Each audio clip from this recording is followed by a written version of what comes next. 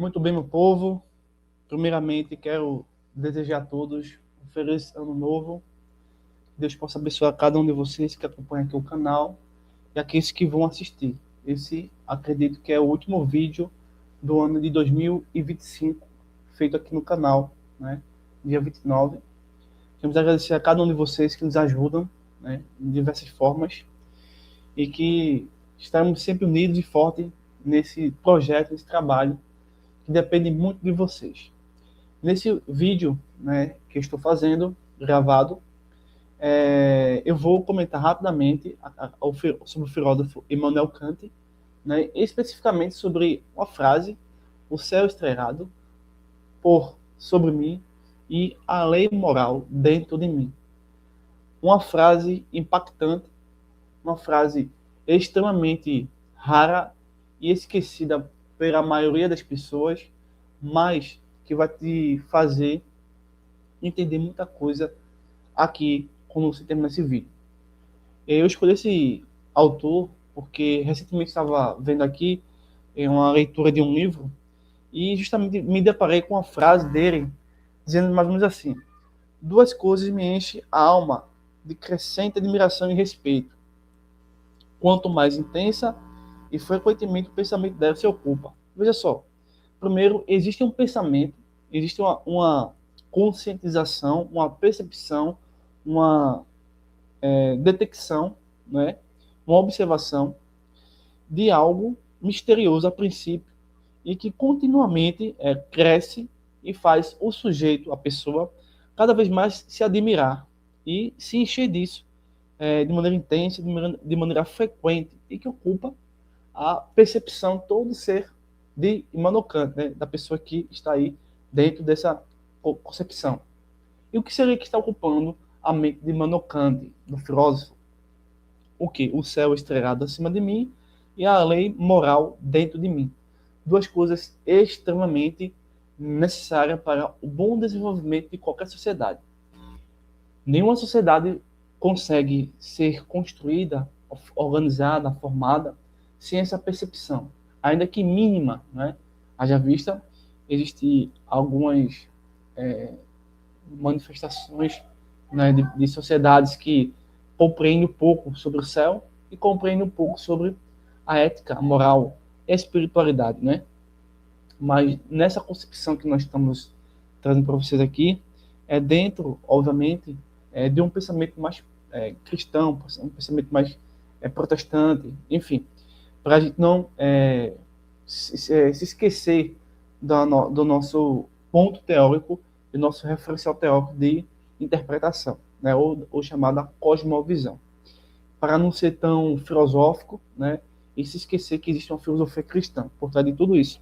Então essa frase me chamou muito, muito a atenção, que é justamente isso, algo que não está mais ocupando o seio, né, ou as atitudes do ser humano hoje em dia. As pessoas hoje não olham para o céu, as pessoas hoje não olham para as flores do campo, as pessoas não ouvem o canto dos pássaros, não apreciam os animais, né? Não é a beleza, não é a questão exterior, né? O visível, né? Mas a ciência por trás de cada vegetal, de cada Sol, planeta, cosmo, constelação, a Via Láctea. As pessoas não mais se importam com os planetas, Júpiter, com a própria Terra, né? Mas pessoas como Manuel Kant se preocuparam e isso encheu o coração dele por entender que existe o quê? Um Deus sobre mim e um Deus dentro de mim. Então, essas duas últimas frases de Manuel Kant é o que faz sentido. Uma pessoa que não entende o mundo, né, o cosmos, é uma pessoa que não entende o certo e o errado, é uma pessoa que não tem Deus, não compreende também que ele é soberano. Já o Immanuel Kant tem suas dificuldades filosóficas, tem, mas aqui no finalzinho dessa frase, ele diz assim, que tudo isso aí que ele está dizendo é a prova de que há um Deus sobre mim e um Deus dentro de mim. Olha, quantos de nós chegamos no final do ano dizendo isso, percebendo isso? Muitas pessoas, algumas e outras não. E que esse vídeo possa aí te ajudar a entender que a gente precisa, né? Não é ser exatamente um cientista, né? Mas entender que esse céu, essa atmosfera, a nuvem, não é? A atmosfera e tudo mais, é importante ser lembrada, né? Ser estudada, ser observado, né? Ainda que a gente não consiga estabelecer números, né, por trás de tudo isso, desses fenômenos naturais, né? Mas que é importante porque é uma prova de que Deus existe, né? E de que Deus está conosco.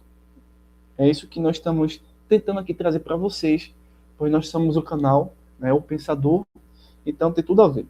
Na leitura do livro que eu estava vendo, tem essas frases, tá bom? Por que é importante isso? Porque, Firmino, é importante ouvir essa reflexão nesse final do ano. Por quê? Porque, ó, gente, a gente não. Deus nos ensina a não. Na verdade, quando a gente pega várias partes da Bíblia, né, por exemplo, Deus nos ensina que a gente não foi criado para acreditar no que está vendo. Né? A gente não é para acreditar no que está vendo. Não é que isso seja contraditório. É um paradoxo. Bom, por quê? Porque, por exemplo, você já percebeu se o número 1, 2 e 3 existe no mundo físico? Não. Os números não existem, né? O pensamento que está na sua mente, na sua cabeça, não está sobre a mesa, não está sendo pesado, não está sendo medido, né? Então, existem coisas, centenas de coisas que não são visíveis ao olho nu, como, por exemplo, o átomo, as constelações, buracos negros que estão fora do meu campo de visão. Eles existem de uma forma invisível, mas que, de acordo com algumas tecnologias, algumas teorias, hipóteses, enfim, a gente consegue enxergar de forma matemática, de forma física, química e filosófica, tá bom? E teológica também. Então, Deus nos ensina sempre a não acreditar no que está vendo, mas acreditar no invisível, na sua própria pessoa, porque ele é invisível, né? Por quê? Se a gente começa a acreditar no que a gente vê, sempre, não, eu estou vendo, eu só acredito se eu estiver vendo. Eu acredito, só vou acreditar se eu tiver um diploma, se eu tiver dinheiro, se eu tiver um carro, se eu tiver um bom casamento, se eu tiver. Se eu tiver, se eu puder pegar, né? Eu só acredito se eu estiver vendo, né? Não, Deus não ensina dessa forma. Ele nos ensina a acreditar que Deus vai se manifestar porque ele é soberano, baseado já nessas premissas que Kant está fazendo com a gente, né? Por quê? Se a gente passa a acreditar no que está vendo, a gente vai acreditar que ao acordar amanhã de manhã, o Sim Puff, Papai Noel, o Coelho da Páscoa e a Chapeuzinho Vermelho vai nos dar bom dia. E é a consequência. Infelizmente, as pessoas hoje em dia são dessa forma. Não é que eles acreditam em Chapeuzinho Vermelho, ou em Papai Noel, ou no Coelho da Páscoa, mas acreditam em estátuas, acreditam que o cantor, o político, é algo importante a ser devotado, a ser cultuado, entendeu? Então a gente precisa não acreditar nisso, mas acreditar naquilo que é invisível, né? Para a gente poder ter justamente essa concepção completa desse filósofo que está refletindo para a gente. Então, desfazendo dessas questões aí de Chapeuzinho Vermelho, que muitas pessoas acreditam, né? Mas que não está justamente aí no cosmos, o cosmos não ensina Chapeuzinho Vermelho, certo? Ou seja, é uma metáfora, tá bom, pessoal? Para dizer o seguinte, que existem várias religiões que te apresentam um romance, te apresentam uma coisa doce, te apresentam uma coisa fácil, simples, uma coisa que o outro homem pode te salvar, né? Mas isso é o Pinóquio, isso é o João e Maria, isso é uma fantasia que não está no céu estrelado, muito menos na lei moral de nós. Então a gente precisa acreditar justamente nisso aqui. É como se fosse algo que a gente pudesse ainda. É um momento de reflexão, um momento de aprendizado, mas entendo que existe um contraste, né, entre aquilo que Deus criou e que nós, por mais que a gente queira trazer à existência, não existe. Por exemplo, a Ascensão de Maria, as relações dos santos, por mais que existam católicos, o Vaticano, isso não existe no cosmos. É impensável, é impossível, entendeu? Mas são essas figuras, né, de contos de fadas. As pessoas acreditam nisso. Em contrapartida, quando a gente estuda o cosmos na natureza, a gente consegue ver a manifestação de Deus, né? Sua soberania. E a consequência disso é que a prova de que Deus está acima de mim e não é um santo, não é uma religião X ou B. E mais ainda que existe a transformação desse Deus dentro de mim, né? Lembre-se daquela promessa, né, de Cristo, o Espírito Santo habita em nós. Bem, feita assim, essa é uma introdução. Eu agora vou passar a fazer trazer aqui mais desenvolvimento para o nosso canal, para esse vídeo, né? Então, basicamente, o que eu vou trazer aqui para vocês, como um vídeo de final de ano, né? Desejando a vocês um feliz ano novo, um ano novo próspero, né? Com saúde, principalmente, e conhecimento. É que eu tô trabalhando aqui a questão de razão, a questão de moral, a questão dos mistérios de Deus, baseado na obra, ou pelo menos no pensamento de Immanuel Kant. Então, veja só. Então, Immanuel Kant foi um dos maiores filósofos, né, da modernidade.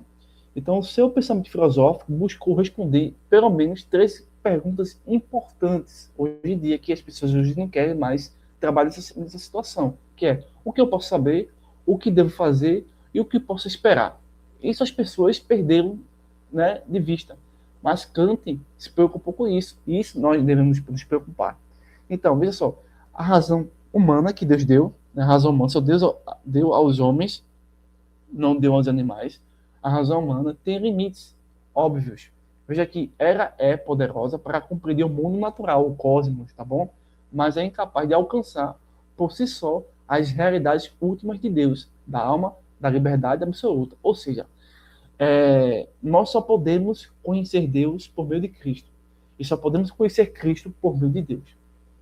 É uma incógnita, é um paradoxo, certo? Mas isso é possível. Então, Kant não constrói sua filosofia, tá, sobre visões místicas, ocultistas ou revelações assim minhas, que partem da minha cabeça, que partem dos meus sonhos.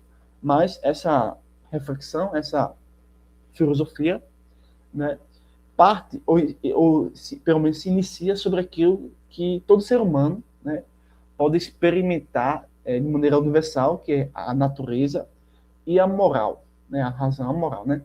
E é dentro desse contexto que surge essa frase que eu botei para vocês verem, né? O céu estrelado sobre mim e a lei moral dentro de mim. Essa é uma sintetização da filosofia de Kant. Então, quando Kant começa a falar sobre o céu estrelado acima de mim, ele não está, na verdade, ele vai estar se referindo ao cosmos racional. Então, a natureza não é caótica, não é mítica, não é um conto de fadas. Ela é regida por leis, regularidades, casualidades, harmonia, dados científicos, matemática, enfim.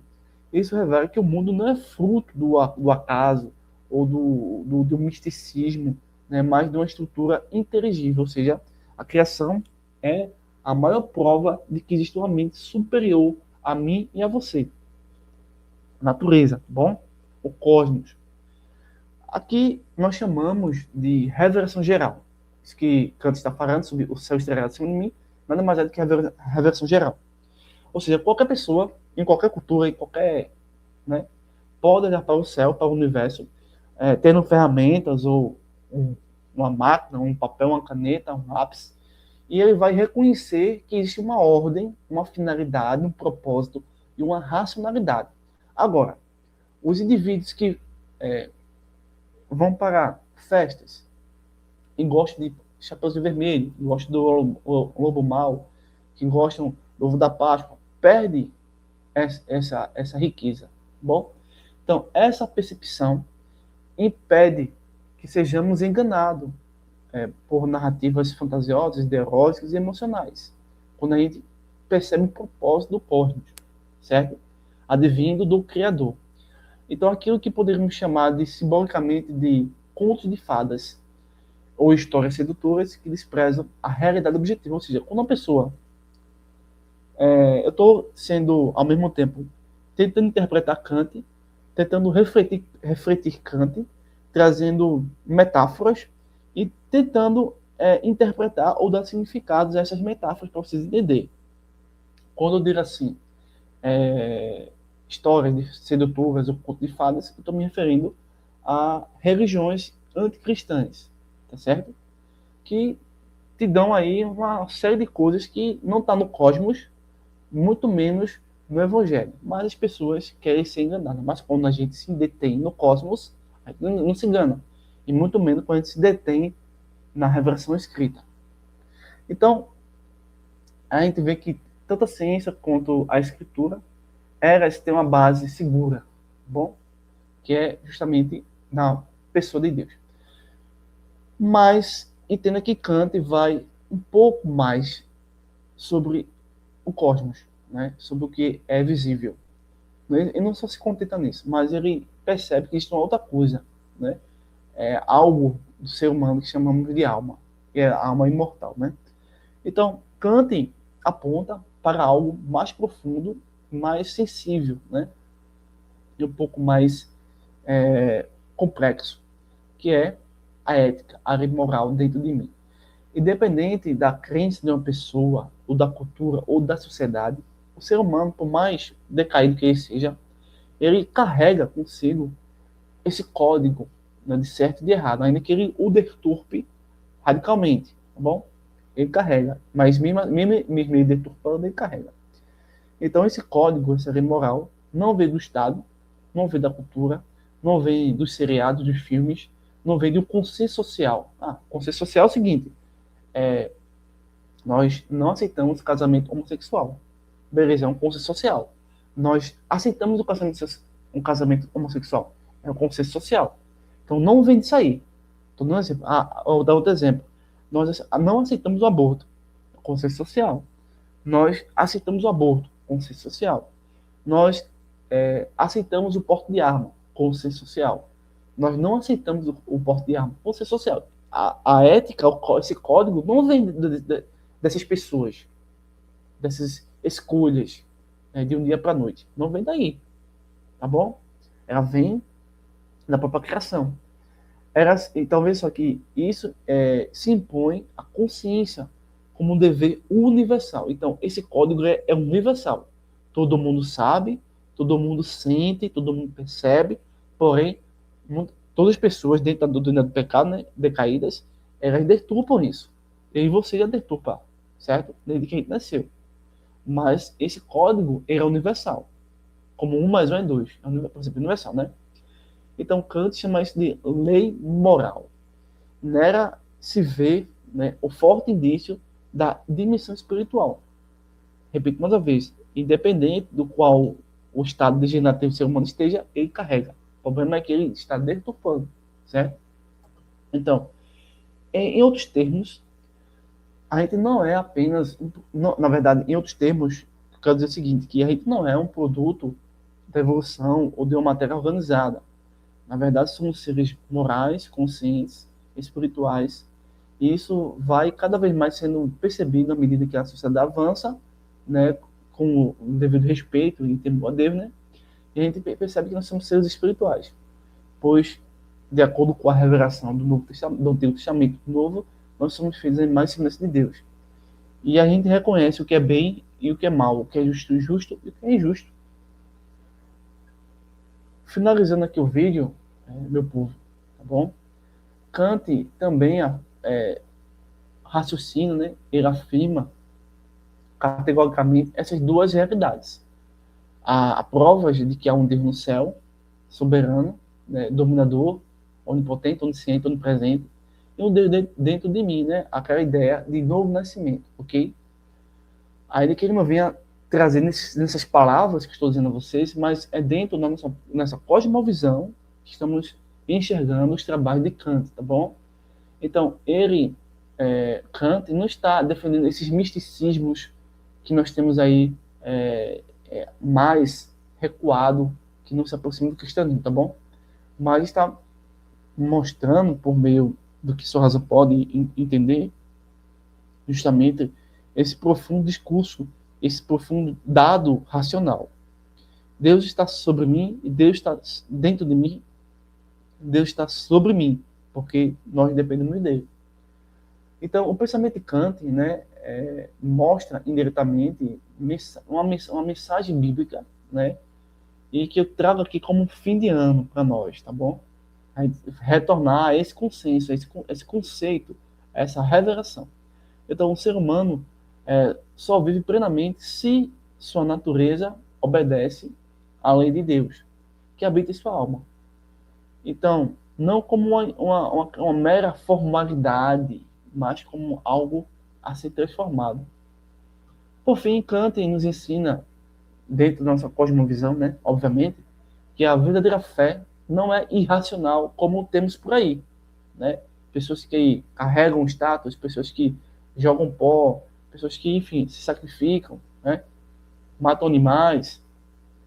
A fé verdadeira não é irracional, nem manipulável por discursos ideológicos, nem de sentimentos. A fé verdadeira incorpora a humildade, né, diante da realidade, da natureza, e nos cerca dentro desse código que nos ajuda a julgar o certo e errado. Então, negar essas duas coisas é abrir o caminho para o engano, certo? Que a gente não caia nessa perspectiva aí do engano. Isso abre o quê? Margem para a mentira, para a facilidade das ideologias que prometem algum tipo de luz, mas no final das contas é uma escuridão. Reconhecer o que Kant nos ajuda a entender agora é o primeiro passo para uma vida orientada, né, por meio da verdade, para ter uma responsabilidade moral mais sensata, dentro da nossa própria concepção de sociedade, né, que a gente precisa aí entender. Então, sem essa espiritualidade, a sociedade não evolui, no sentido bom do termo, tá bom? Então, finalizando aqui o vídeo rapidamente, Kant nos lembra o essencial, né, que Deus está acima de mim, né, sobre mim, né, e Deus está dentro de mim, né, a imagem e semelhança de Deus, ok? Então, por fim, a gente pode dizer o seguinte, que não existe uma verdadeira liberdade sem a verdade, e nem verdadeira razão sem a moral. Eu me despeço de vocês nesse exato momento, desejo novamente um feliz ano novo, próspero ano novo para vocês todos, compartilhe esse vídeo, se inscreva no canal caso não for inscrito, deixa aí um comentário, uma sugestão, uma dúvida, uma pergunta, se você gostou, se você não gostou da mensagem, nos ajude, deixe seu like, tá bom?